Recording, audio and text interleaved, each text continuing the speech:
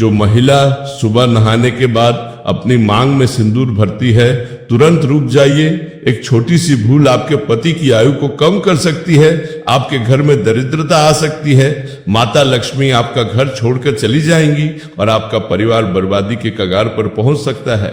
आज मैं आपको वह रहस्य बताऊंगा जो देवी पार्वती ने माता लक्ष्मी को समझाया था। यह बात सुनकर आपके रोंगटे खड़े हो जाएंगे, क्योंकि बहुत सी महिलाएं अनजाने में यह गलती रोज कर रही है। देखिए, मांग में सिंदूर भरना केवल एक रस्म नहीं है, यह सुहागन का सबसे बड़ा प्रतीक है। यह आपके पति की दीर्घायु का प्रतीक है। यह आपके घर में माता लक्ष्मी के वास का प्रतीक है। लेकिन अगर गलत तरीके से सिंदूर लगाया जाए, गलत समय पर लगाया जाए, गलत नियत से लगाया जाए, तो यही सिंदूर आपके परिवार के लिए अभिशाप बन जाता है। आपका पति दिन रात मेहनत करता है, फिर भी घर में धन नहीं टिकता, कारोबार में नुकसान होता है, नौकरी में परेशानियां आती है, बच्चों की पढ़ाई में रुकावट आती है, पति पत्नी में रोज झगड़े होते हैं, घर में कलह का माहौल बनाना रहता है, और सबसे बड़ी बात, आपके पति के स्वास्थ्य पर बुरा असर पड़ता है। बहुत से लोग अनजाने में यह गलती करते हैं। वे सोचते हैं कि सिंदूर तो लगा लिया, बस हो गया। लेकिन नहीं, शास्त्रों में सिंदूर लगाने की विधि बताई गई है, सही समय बताया गया है, सही मनोस्था बताई गई है। अगर इन नियमों का पालन नहीं किया तो लाभ की जगह हानि होती है। मैंने अपने जीवन में कई परिवारों को देखा है जहां महिलाएं नियमित सिंदूर लगाती थी, फिर भी उनके घर में सुख शांति नहीं थी। जब मैंने उनसे पूछा कि वे कैसे सिंदूर लगाती है, तो पता चला कि वे गलत तरीके अपना रही थी। लेकिन असली खतरा तो यह है कि यह गलतियां पीढ़ी दर पीढ़ी चलती जाती है। माँ से बेटी सीखती है, सास से बहू सीखती है, और गलत परंपरा आगे बढ़ती रहती है। देखिए, हम यहाँ सिर्फ वीडियो बनाने के लिए नहीं बैठे। हमारा उद्देश्य है कि आपके जीवन में वास्तविक सुधार आए। हमारा मकसद है कि आपके घर में सुख समृद्धि आए। अगर आप भी ऐसी ज्ञान भरी वीडियोस देखना चाहते हैं, ऐसी वीडियोस जो आपके जीवन को बदल दे, तो इस चैनल को अभी सब्सक्राइब कर लें।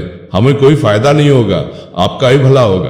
तो चलिए, अब मैं आपको एक अद्भुत कथा सुनाता हूँ जिससे सब कुछ स्पष्ट हो जाएगा।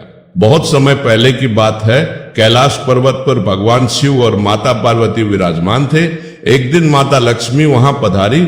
उनका मुख उदास था, आंखों में चिंता की रेखाएं थी। माता पार्वती ने पूछा, हे लक्ष्मी, आप इतनी चिंतित क्यों दिख रही है?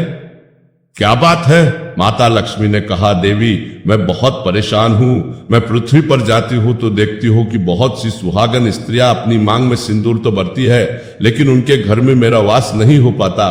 उनके पति परेशान रहते हैं, घर में दरिद्रता रहती है। मैं समझ नहीं पा रही कि ऐसा क्यों होता है। माता पार्वती मुस्कुराई और बोली, है लक्ष्मी, सिंदूर केवल माथे पर रंग लगाना नहीं है, इसके पीछे गहरा विज्ञान है, गहरी आस्था है, गहरे नियम है। अगर कोई स्त्री इन नियमों को नहीं जानती और गलत तरीके से सिंदूर लगाती है, तो वह अनजाने में अपने पति और परिवार को हानि पहुंचाती है। माता लक्ष्मी ने विनती की, कृपया मुझे समझाइए देवी। माता पार्वती ने कहा, वह पहले मैं तुम्हें एक कथा सुनाती हूँ, उसी से सब कुछ स्पष्ट हो जाएगा।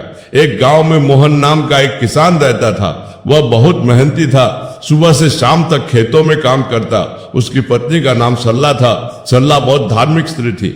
वह रोज सुबह नहाकर पूजा करती, मंदिर जाती, अपनी मांग में सिंदूर भरती, लेकिन फिर भी उनके घर में सुख नहीं था। मोहन दिन रात मेहनत करता, लेकिन फसल अच्छी नहीं होती। जो फसल होती भी उसे बेचने पर ठीक दाम नहीं मिलते। कर्ज बढ़ता जा रहा था, घर में रोज झगड़े होते। एक दिन सुबह मोहन खेत जाने की तैयारी कर रहा था। सरला पूजा से उठी और बोली, मैं आज बाजार जाऊंगी, घर में राशन खत्म हो गया है। मोहन गुस्से से बोला, राशन के लिए पैसे कहाँ है? मेरी मेहनत का कोई फल नहीं मिलता, इस घर में केवल खर्चा ही खर्चा है। सरला की आंखें भर आई। उसने कहा, मैं क्या करूं? मैं रोज पूजा करती हूँ, भगवान से प्रार्थना करती हूँ, फिर भी हालात नहीं सुधरते। मोहन कुछ और कहता, लेकिन उसी समय उनका छोटा बेटा रोने लगा। बोला, मुझे भूख लगी है माँ।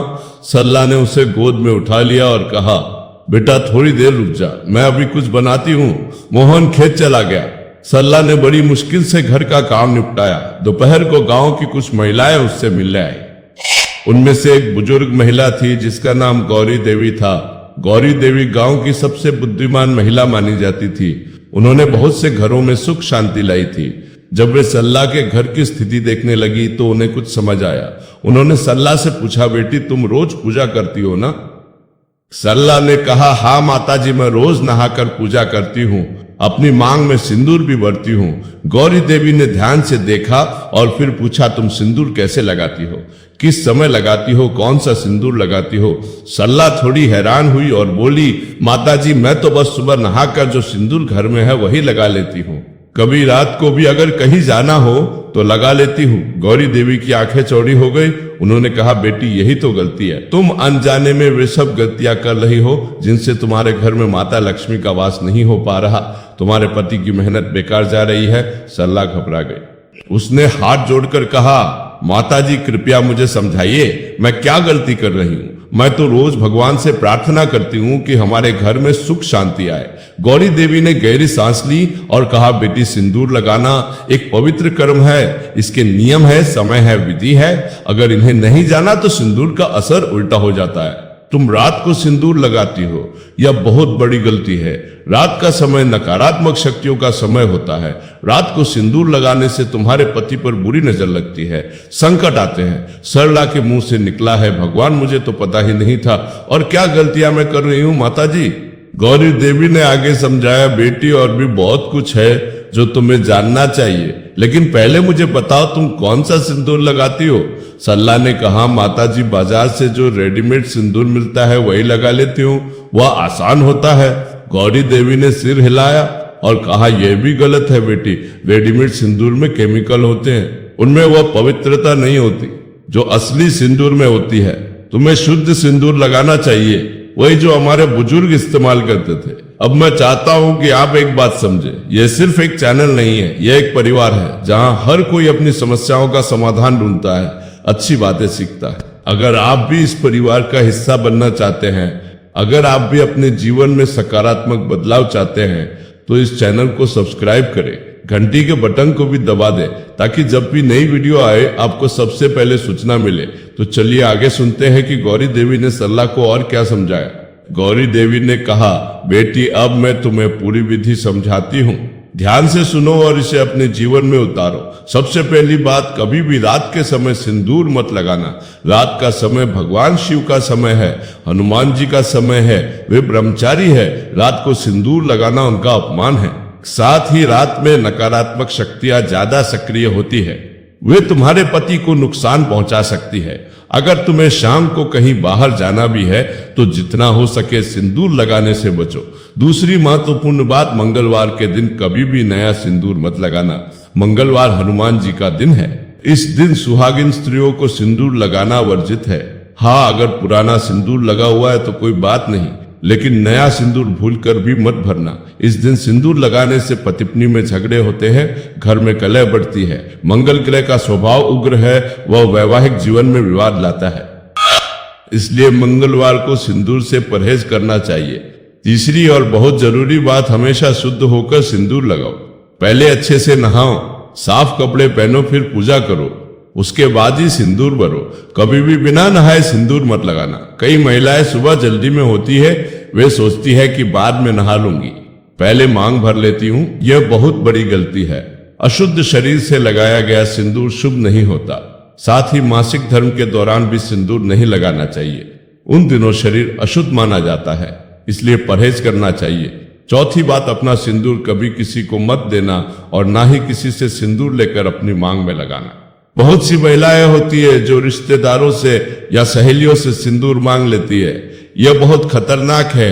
हर व्यक्ति की अपनी ऊर्जा होती है। अगर किसी के पति पर कोई संकट है, कोई दोष है, तो वह उसके सिंदूर में भी होता है। जब तुम वह सिंदूर अपनी मांग में लगाओगी तो वह संकट तुम्हारे पति पर भी आ सकता है। इसलिए हमेशा अपना सिंदूर अपने पास रखो, किसी को मत दो, किसी से मत लो। पांचवी बात, अगर सिंदूर गिर जाए तो उसे वापस डिब्बी में मत रखना।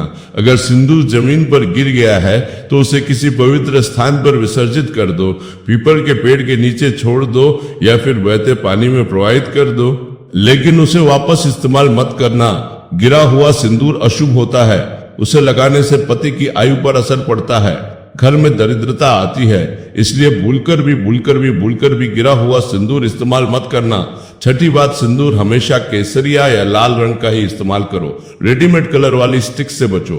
बाजार में बहुत से केमिकल वाले सिंदूर आते हैं, वे केवल दिखावे के लिए होते हैं। उनमें वह शक्ति नहीं होती जो असली सिंदूर में होती है। असली सिंदूर में पारा होता है, हल्दी होती है, चूना होता है। यह सब मिलकर एक पवित्र मिश्रण बनाते हैं। यही सिंदूर तुम्हारे पति की रक्षा करता है। इसलिए हमेशा शुद्ध सिंदूर का ही इस्तेमाल करो। सातवीं बात, सिंदूर लगाते समय मन शांत होना चाहिए।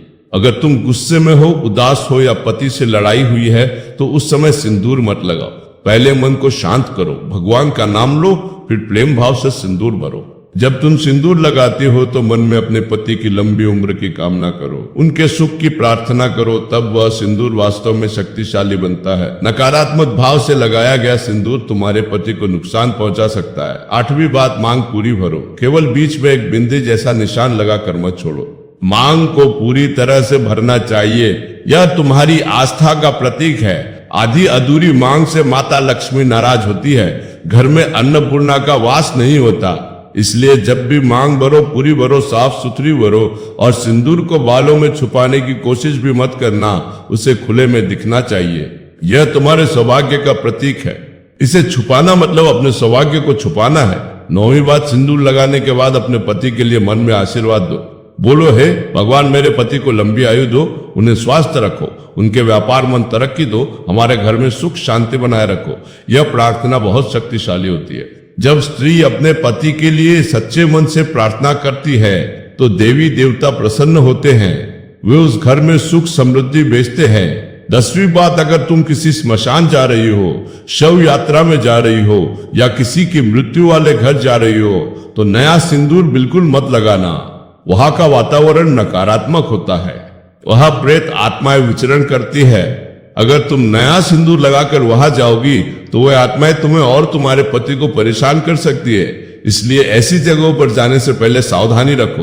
पुराना सिंदूर लगा हुआ है तो ठीक है, लेकिन नया भूलकर भी मत लगाना। ये भी बात, सिंदूर खरीदते समय भी सावधानी बरतो। किसी अजनबी के पैसे से सिंदूर मत खरीदना। अपने पति के पैसे से खरीदो या फिर अपने सगे संबंधियों से लो, ससुराल पक्ष से लो, लेकिन किसी बाहर के व्यक्ति से पैसे लेकर सिंदूर खरीदना अशुभ होता है। इससे उस व्यक्ति की नकारात्मकता तुम्हारे घर में प्रवेश कर सकती है। इसलिए हमेशा ध्यान रखना कि सिंदूर अपने या अपनों के पैसे से ही खरीदना है। 12वीं बात, सिंदूर को हमेशा पवित्र स्थान पर रखो।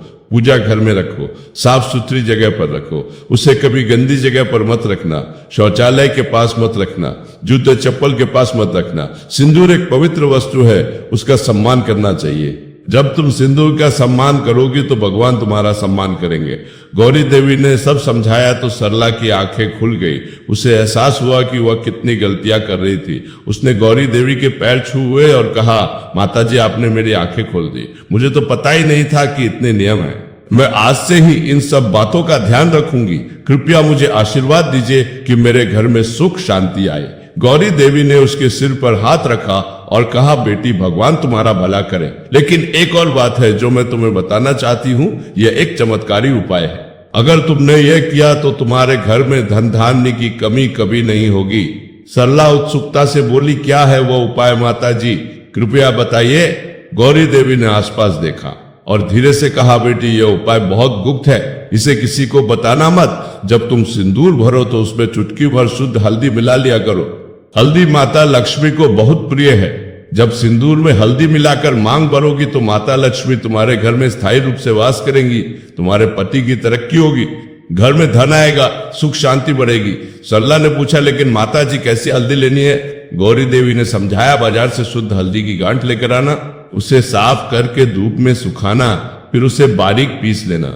जब पूरी तरह से पाउडर बन जाए तो उसे अपने सिंदूर में मिला लेना। बस चुटकी भरी काफी है, ज्यादा मत डालना। अच्छे से मिलाना ताकि रंग एक समान हो जाए। फिर उसी सिंदूर से रोज अपनी मांग भरना। यह तुम्हारे और भगवान के बीच का रहस्य रहे। सरला ने गौत्री देवी की हर बात मन में बिठा ली। उस दिन से उसने अपनी पूरी दिनचर्या बदल दी। अब वह सुबह जल्दी उठती, अच्छे से नहा धोकर पूजा करती, फिर शुद्ध सिंदूर में हल्दी मिलाकर अपनी मांग भरती। मांग भरते समय वो मन ही मन अपने पति के लिए प्रार्थना करती। बोलती, हे भगवान, मेरे पति को स्वस्थ रखना, उन्हें लंबी आयु देना, उनके काम में तरक्की देना, हमारे बच्चों को सुखी रखना, हमारे घर में माता लक्ष्मी का सदा वास बनाए रखना। पहले दिन से कुछ खास नहीं हुआ, दूसरे दिन भी नहीं, तीसरे दिन भी नहीं। सरला को थोड़ा संदेह होने लगा। उसने सोचा शायद ये सब केवल कहानियां हैं, लेकिन फिर उसने खुद को समझाया नहीं। गौरी देवी ने कहा है तो जरूर कुछ होगा, मुझे धैर्य रखना चाहिए। वह रोज नियम से सिंदूर लगाती रही। मंगलवार को सिंदूर नहीं लगाती, रात को सिंदूर नहीं लगाती, हमेशा शुद्ध होकर प्रेम भाव से पूरी मांग भरती। एक हफ्ते बाद मोहन खेत से आया तो उसके चेहरे पर खुशी थी। उसने कहा, सरला आज एक अजीब बात हुई। मैं खेत में काम कर रहा था तो एक व्यापारी आया। उसने मेरी फसल देखी और बोला कि वह अच्छे दाम देगा। उसने मुझे एडवांस भी दे दिया। सरला मुस्कुराई। उसने मन ही मन भगवान को धन्यवाद दिया। उसने सोचा शायद यह गौरी देवी के उपाय का असर है।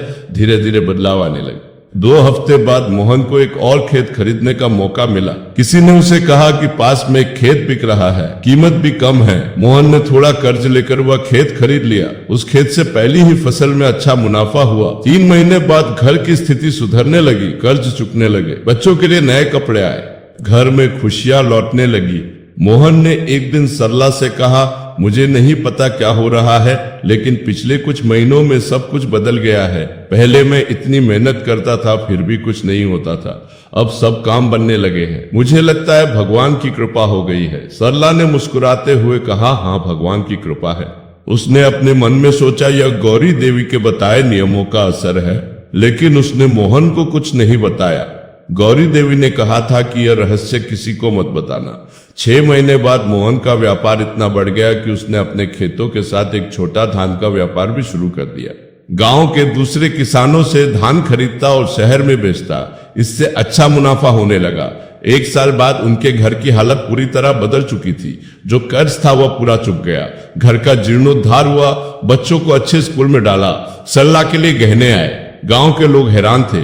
वे आपस में कहते, यह मोहन का घर तो देखो, 1 साल पहले कितनी बुरी हालत थी, आज इतनी तरक्की हो गई। क्या हुआ अचानक? लेकिन सरला ने किसी को कुछ नहीं बताया। वह चुपचाप रोज अपने नियमों का पालन करती रही। हर सुबह शुद्ध होकर प्रेम भाव से सिंदूर में हल्दी मिलाकर अपनी मांग भरती और भगवान से अपने परिवार के लिए प्रार्थना करती। एक दिन गांव में एक बड़ा व्यापारी आया। उसने मोहन का काम देखा और प्रभावित हुआ। उसने मोहन को अपने साथ पार्टनरशिप का प्रस्ताव दिया। मोहन ने सोचा और फिर हाँ कर दी। इस पार्टनरशिप से मोहन का व्यापार और बढ़ गया। अब वो केवल एक किसान नहीं था, वह एक सफल व्यापारी बन गया था। 2 साल बाद मोहन ने गांव में एक बड़ा मकान बनवाया। उसकी 2 गाड़ियां